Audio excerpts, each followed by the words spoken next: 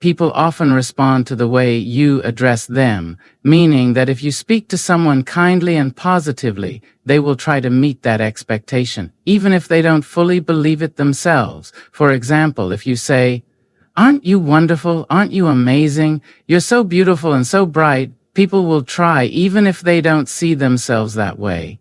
They'll try to lift themselves up to that standard. On the other hand, if you say things like "you're really just a nobody, you'll never be anybody, you're at the bottom," that person will eventually respond in kind, often saying something like, "Let me show you what being at the bottom really looks like." I remember years ago when I was working on a movie called Poetic Justice. There was a young man on set who cursed a lot, and I couldn't believe it. I walked behind him trying to ignore it, but the next day, he and another young man, both black, were about to fight, and a crowd of extras started to run, but one black man walked up to them, and I went up too. I took one of the young men by the shoulder and said, "Let me talk to you." He responded, "If this will do," but I insisted, "Let me talk to you, honey. Let me talk to you, please." He finally calmed down, and I said, "Do you know how much you mean to us? Do you know that hundreds of years of struggle have been for you? Please, don't waste your life like this." I put my arm around him, and he started to cry. Those were Tupac Shakur's tears. I took him aside, walked him down into a little gully, kept his back turned to the people so they wouldn't see him, and I gently wiped his cheeks.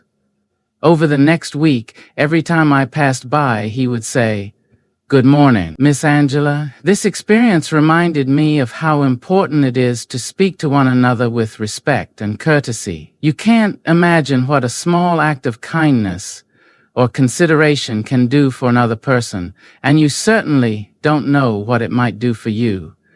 It can lift you up in ways you can't even predict.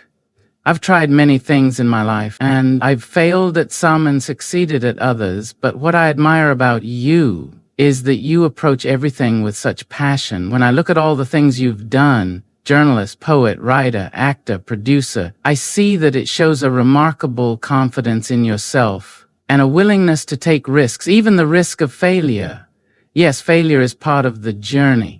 But maybe the risk of success is even more dangerous. A lot of people don't really want success. I've never been able to understand it, but it's true. The proof is in their behavior. They fail and they don't try. The fact that they don't even try is the clearest sign they don't want success. But succeeding means being out in the open, facing God and responsible people, and then you have to either stand by your words or take them back. I made an agreement with myself a long time ago, Charlie Rose, and I believe it might be my greatest blessing. I agreed that I would die now if I could do something greater. I made a promise that no matter what, I would do this thing. That was my greatest challenge. If I could face that, why not try something smaller too? So I will try. I won't say it was just a severe rape, because rape is severe, but the man who assaulted me was well known to my family. I was hospitalized, and that man was released from jail. That night, he was found dead, and the police suspected he had been beaten to death. I was 7.5 years old, and in my mind, I thought that I had caused his death because I had said his name. That was the logic of a 7-year-old. So I stopped speaking for 5 years. Now let me show you how good can come out of evil. During those 5 years of silence, I read every book in the black school library. I borrowed books from the white school library. I borrowed books from the white school library and memorized works by James Weldon Johnson, Paul Laurence Dunbar, Countee Cullen, and Langston Hughes. I memorized entire Shakespeare plays, 50 of his sonnets, Edgar Allan Poe's poetry, all of it, even though I had never heard it before. I also read works by Longfellow, Guy de Maupassant, Balzac, and Rudyard Kipling. My reading was diverse, and I was exposed to a wide range of stories. When I decided to speak again, I had so much to say and many different ways to say it. I listened carefully to black ministers and the way they spoke. I could tell when they were about to take us straight to heaven with their words, or when they were going to lead us to despair.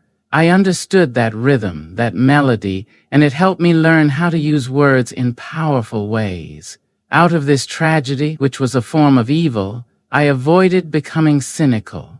There's nothing more tragic than a young cynic, because that person has gone from knowing nothing to believing in nothing. In my case, I was saved by that silence.